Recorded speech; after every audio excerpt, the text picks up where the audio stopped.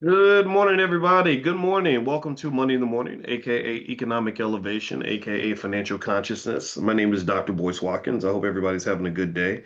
I'm fresh back from my trip to Central America, which apparently is the center of the universe right now in terms of attention because there's some crazy stuff going on south of the border involving a certain president invading the territory of a certain other president and creating all kinds of chaos. All hell's breaking loose right now internationally because of what happened here. And so I spent a big chunk of the morning kind of briefing myself on what's going on, what the implications are, and kind of thinking about ways to kind of address this today as a topic in class. Really staying in the lane of mostly the economic implications, and then we can tap into some of the political and humanitarian side of it. But one thing I don't really like to do that much is I don't enjoy like the whole back and forth of like Democrat, Republican, either I love Trump or I hate Trump type stuff.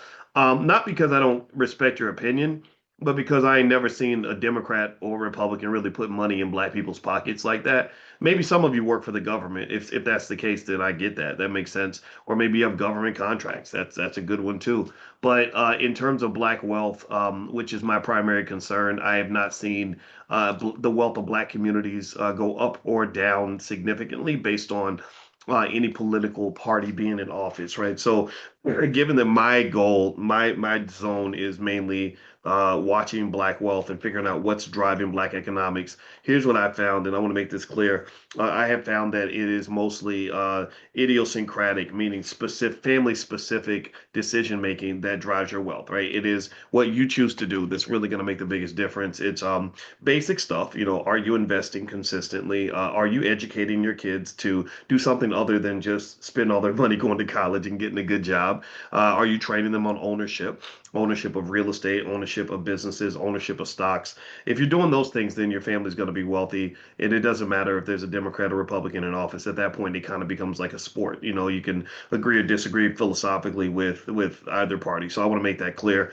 And I know that it makes people mad because they want me to. They're always trying to recruit me for their side. And when the times where I know I'm doing a good job is when I get accused by Democrats of being a Trump supporter, and then I get accused by Trump supporters of being a Democrat. I'm like, good. That's what I want. I want everybody mad at me because I got one loyalty. In every election, when people ask me who'd you vote for, I say I voted for black people, right? And voting for black people means taking our issues into our hands and doing what's best for our community. That's what I want to do. So what I want to, the other thing I want to do today is I want to really talk a little bit about this invasion scenario and just what this really means in terms of your economics.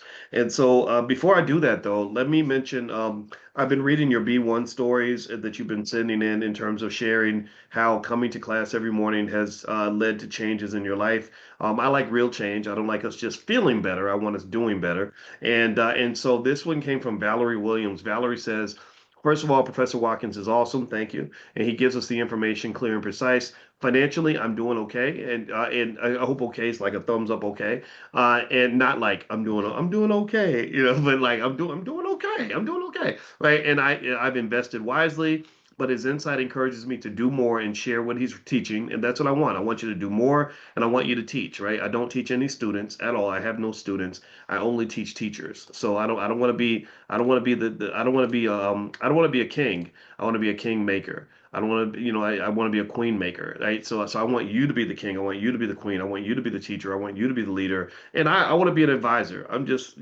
some lowly finance professor who's doing his best to help out. But I want you to be the king of all that. You to be the queen of all that. All right. So here, she says, let's see here. She says, and she's teaching her daughter and others, and that's enough. That's really a great sign. That's a good thing, right? That she's talking to her child about it. You'll be amazed how how different a child's life is if their parents simply have a couple of economic conversations with them while they're little. Like just basic stuff like, well, it's better to own something than it is to rent, right? It's better to be the boss than it is to be the employee, right? Or it's better to save your money than it is to spend your money. I